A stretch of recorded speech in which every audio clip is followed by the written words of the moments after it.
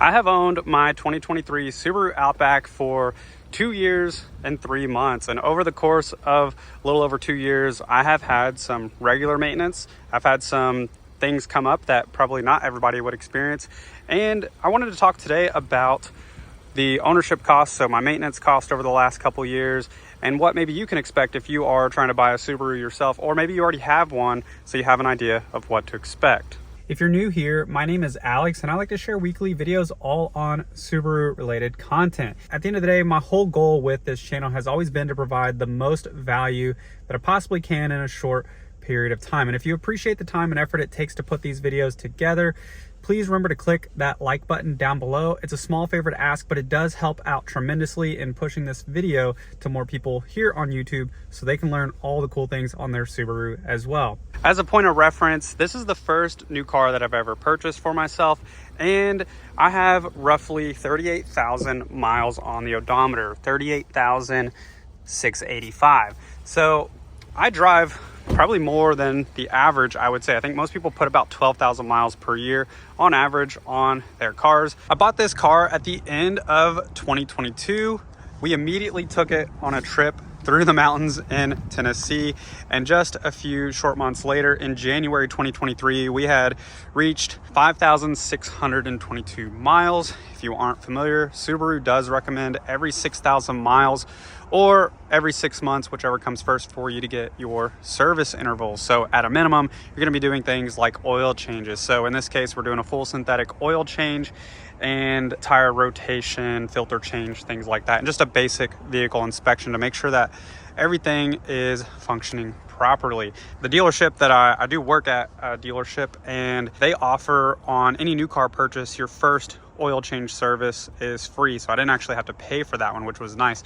So whether you work here or you are a customer just buying a new Subaru from us, they do offer that. So that's kind of a nice perk. We'll keep a running total up here on the top left to make it easy for everybody to follow along with the total cost of maintenance. So my second maintenance came up a little unexpected, sooner than we anticipated. Every 6 months, 6,000 miles. My next one should have been 12,000 miles, but instead it was at 8,235 miles just a couple months later, March 2023. And the reason why is because somewhere along the way, we had picked up a nail. Pretty typical, but we picked up a nail. My wife was driving the car that day. I wouldn't have known about it. She wouldn't have known about it either until she got out of work. But what ended up happening is I got a notification from the My Subaru app, which is kind of cool. I didn't know that it would send you notifications if you have those set up. So in the My Subaru app, it told me issue detected. I checked and it told me low tire pressure on the right rear. Of course, you can see your individual tire pressures on the dash and the gauge cluster, but you're not gonna be able to see that if you are not with the car. So if you're at work, you're not going to see it. If somebody else is driving the car, if your spouse is driving the car, you're not going to see it. And in this case, I was happy to know in real time that was going on, because my wife does work downtown, and sometimes she gets out of work when it's dark, and sometimes that's not the safest situation to be in. So anyways, on my lunch break, got the car, put the spare on, drove here, got the tire inspected. Of course, there was air gushing out of it whenever I got there, so we knew there was going to be something that needed to be replaced. Fortunately, the tire didn't need to be replaced, but it did get plugged, and the reason they could plug it is because the nail was on the flat part of the tread and not on the sidewall. If you have a nail in the sidewall of the tire, if a shop tries to plug it or patch it, it's very likely that it's just going to fail again. It wouldn't be safe for the long term. So a plug's not very expensive to begin with, but I did have road hazard warranty, so it covered that. And if I had to get a tire replaced, that would have been probably, these tires are probably $130-ish is my guess. So once you mount and balance, probably 130 to 150. So I saved that cost as well. So it ended up being free. That was nice. So something that you don't expect, but I was thankful to know about it as soon as possible. For my third service, this was the first time that I actually had to spend money on the car. In the 8 months of owning it, it's the first time I had to spend money, and it really wasn't a lot. It was $76.46. And this was right at 11,871 miles for my second oil change. Now, my oil changes are just slightly less than what a normal customer would pay, and the reason why is because, as I mentioned previously, I do work at the dealership that I get it serviced at. And if you're curious about how that compares to what it would cost like retail, it's about $85 before tax for a regular customer to come in and get service. So I really don't get that much of a discount. I still have to pay the same labor rates, and I get just a slight discount on parts. So it's not drastically different like some people might think. By the way, something cool with Subaru oil filters, not all the engines have this, but a lot of them have the filter on the top. It's kind of easy to access. You know, not that many people are maybe doing their oil change on their own, but it is kind of cool. If you've ever done oil changes, you know how difficult sometimes it is to reach up underneath the car to get a filter and you get all that oil everywhere. This is just something a little easier to access. But while they were doing the oil change, I did go ahead and ask them to rotate the tires. And this is something that, you know, is not just a standard. They're not just going to rotate the tires just because they're going to recommend it maybe every other oil change. I try to do it, you know, every oil change or at least every other. And the reason why is because you want to keep even tread wear on all 4 tires. If you have a big variance, if you have like one bald tire or the 2 front tires are bald and the rear have more tread, that can cause difference with the front and rear differentials. And that's not just a Subaru thing, that's any all-wheel drive vehicle.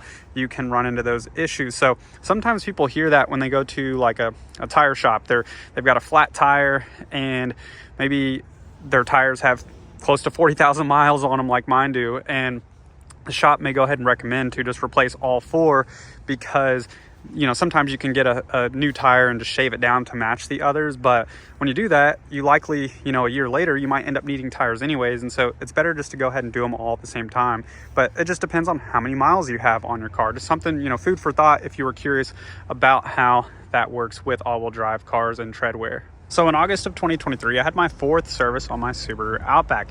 I had 15,478 miles and I spent $166.31.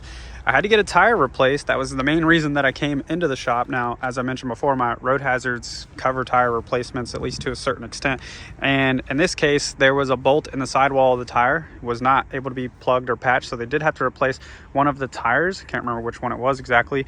And at the same time, I had just recently started feeling the car pulling to the left a little bit, indicating there might be a misalignment. So I had them go ahead and put it on the rack and do an alignment. So I did have to pay for that because I guess it wasn't considered like a necessity. So it wasn't covered under warranty, unfortunately, but it was one of those things. I wanted to make sure the car was aligned because sometimes if you have a car out of an alignment, you will see tread wear. The inside of the tire might wear out sooner than the outside, and again causing the tires to fail prematurely. So just one of those things, trying to get ahead of it to keep these tires lasting as long as I possibly can. For my 5th service, it was October 2023. I had just a full synthetic oil change at 18,049 miles for $78.83.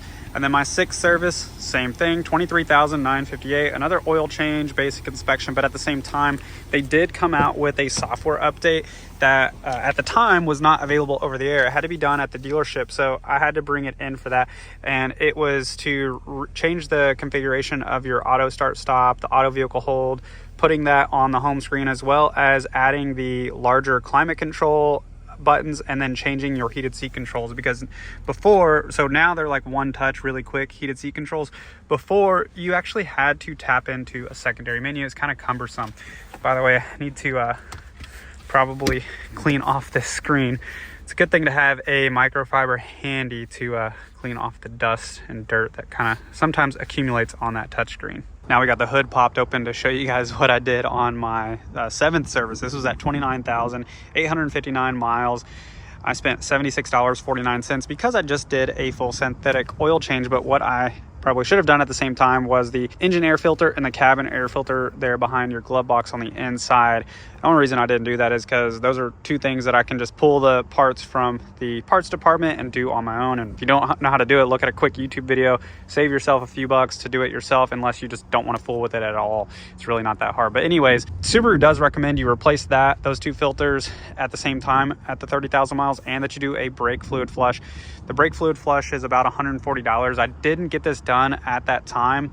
I'm not even sure why I didn't do it at that time, but I didn't do it. And then I had anticipated doing it on the next service interval, but I actually haven't done it yet. I need to probably do that in my next service. Go ahead and get the brake fluid flush done at that time. And then at 31,793 miles in August 2024, I had my 8th service.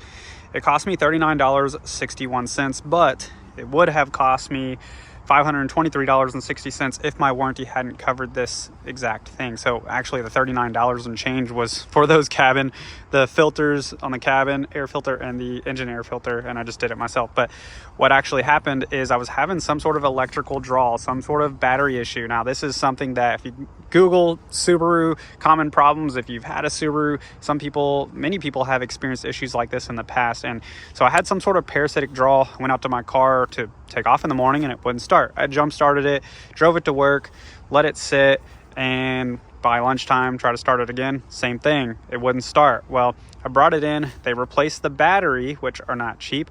Luckily it was going to be replaced under warranty, but they did replace the battery and there was still an issue. Well, come to find out, the DCM, I think it stands for Data Control Module, it connects with the satellites, Subaru Starlink you've probably heard of.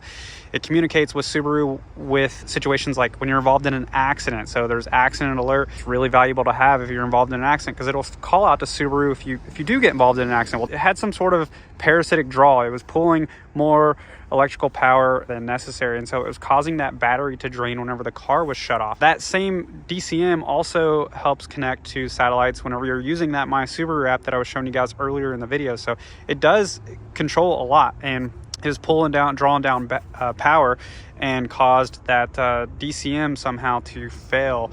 And I mean, there's a lot of electrical components, computer systems in cars these days, so anything could fail like that. It's not totally uncommon, but at least I'm happy that that was covered and I didn't actually have to come out of pocket for that specifically. And for my most recent service at 35,675 miles back in November, it was $168.68. Had them do an oil change. I think I actually had a coupon for a free oil change, and then I paid for another alignment. My car was pulling again.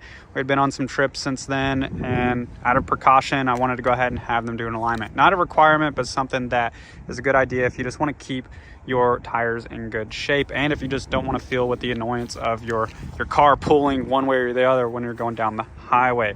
So that brings us to a grand total of just over $688 on maintenance over the last 2 years. Not bad in my opinion, especially when you compare to some of the other vehicles that I've owned. I've owned primarily older Volkswagens, and they are not necessarily known for reliability. Fun cars, yes, but not very reliable. This is my first new car, so it should be more reliable, but it is also a Japanese car and they tend to be lower cost to maintain. But I'm very pleased with it, and I definitely intend, once my 7-year 100,000 mile warranty expires, to replace this with something else. That'll probably come sooner rather than later because we are really adding on those miles. So within the next 2 to 3 years, probably looking at another Subaru. Probably going to be something like a hybrid or EV. I'm not sure yet. We'll see what Subaru puts out. They're starting to put out, we've got the Forester hybrid coming, the Crosstrek hybrid. I don't know what they're doing with the Outback, but I'm excited to see, and definitely going to be getting into another Subaru in the next coming years whenever we are done with this one. I hope you all enjoyed today's video and it provided some insight on what you can expect for maintenance costs. Hopefully you don't have as many tire issues as I do, but if you do, hopefully you've got some sort of warranty coverage there to cover those tires, because it can be a pain sometimes when you just run over stuff.